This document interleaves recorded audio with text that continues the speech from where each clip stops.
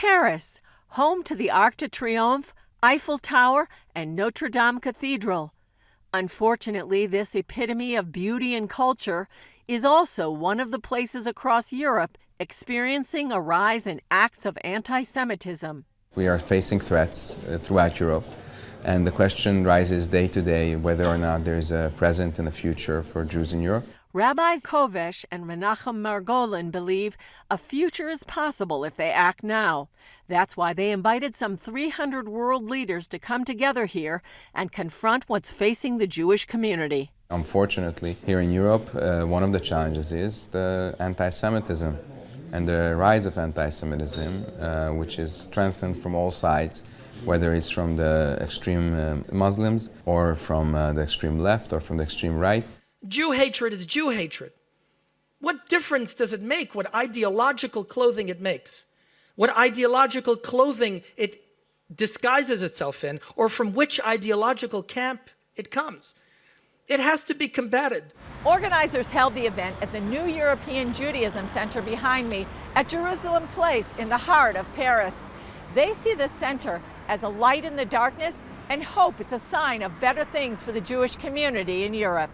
As mayor, I think that we have to fight, because when people attack Jewish community, these people attacks all our democracy and the humanity. We have to fight darkness with light. We have to fight the voices of hatred with voices of love and voices of the eternal values of Judaism and Jewish practice. Rabbi Kovesh, head of the Action and Protection League, conducted the most comprehensive survey ever to measure anti-Semitic attitudes in Europe.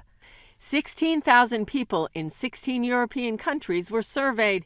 The results showed a fifth of Europeans believe a secret Jewish cabal controls world politics and economics. The same amount believe Jewish people exploit Holocaust victimhood for their own needs. And a quarter of the respondents agreed that Israel's policies make me understand why some people hate Jews. Once we learn the battlefield, so-called, then we can challenge anti-Semitism and we can attack anti-Semitism with tools of love, as I said, and this main tool is education. Rabbi Margolin of the European Jewish Association sees only one way to beat anti-Semitism on the continent. We truly believe that only governments could really take the right steps in order to eradicate anti-Semitism. That plan includes government legislation that would mandate educating citizens on anti-Semitism, the Holocaust, and the history of Jewish contributions to Europe.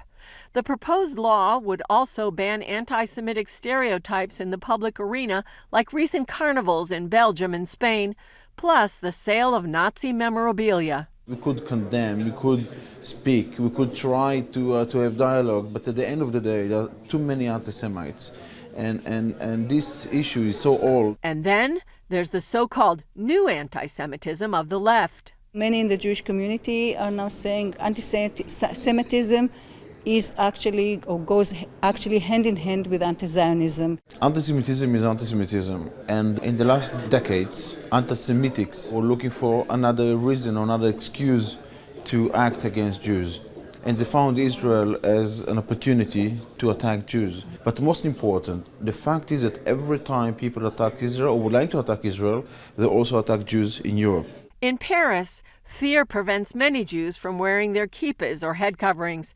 Margolin, an Orthodox Jew, says his family has experienced this bigotry in their home country of Belgium, yet they will not back down. We'll insist to work like that because we would like to see all other people to see us and understand that we intend to stay. We intend to continue to fight for our right, and we intend to pass the message that all Jews should be proud about who we are.